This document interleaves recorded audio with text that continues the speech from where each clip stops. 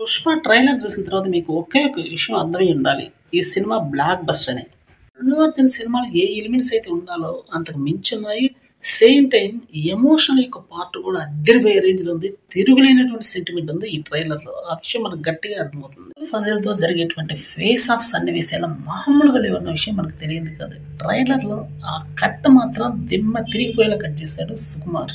Fire కాదు wild fire అని, దాని తర్వాత వచ్చే నేషనల్ కాదు ఇంటర్నేషనల్ అని, ఈ రెండు పదాలు మాత్రం మూవీని ఎక్కడికో తీసుకెళ్లిపోయాయని చెప్పాలి. అల్లు అర్జున్ చెప్పిన విధానం దిమ్మ తిరిగిపోయింది. టాక్ ఆఫ్ ద ఇండియాగా మారింది ఈ ట్రైలర్ అని చెప్పాలి.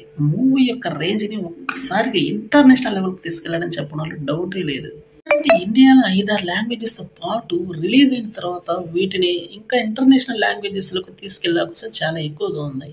వరకు ఈ మూవీ మీద అంచనాలే ఉన్నాయి, కానీ ఈ ట్రైలర్ తో ఒక్కసారిగా పెను అంచనాలు మారిపోయాయి చెప్పాలి. అందులో డౌటే లేదు. ఈ ట్రైలర్ చూస్తే ఎవరికి విషయం అర్థమైపోతుంది. దాకా 1000 కోట్లే రాబడుతుంది అనుకున్నాం, కానీ ఈ ట్రైలర్ చూస్తూ 2000 కోట్లు దాటిపోయినా కూడా దంగల్ రికార్డ్ బ్రేక్ చేసినా కూడా ఆశ్చర్యపోవాల్సిన అవసరం లేదని మాత్రం గట్టిగానే అర్థమవుతుంది. కొంతమంది హిందీ వాళ్ళు ఏమంటున్నారంటే ట్రైలర్ పెద్దగా బాగాలేదు అన్నటువంటి టాక్ అయితే వచ్చింది, కానీ అది ఎప్పటికీ నిజం కాదు. సినిమా చూసిన తర్వాత రిజల్ట్ ఏ విధంగా ఉంటుందో మనకు గట్టిగానే అర్థమవుతుంది.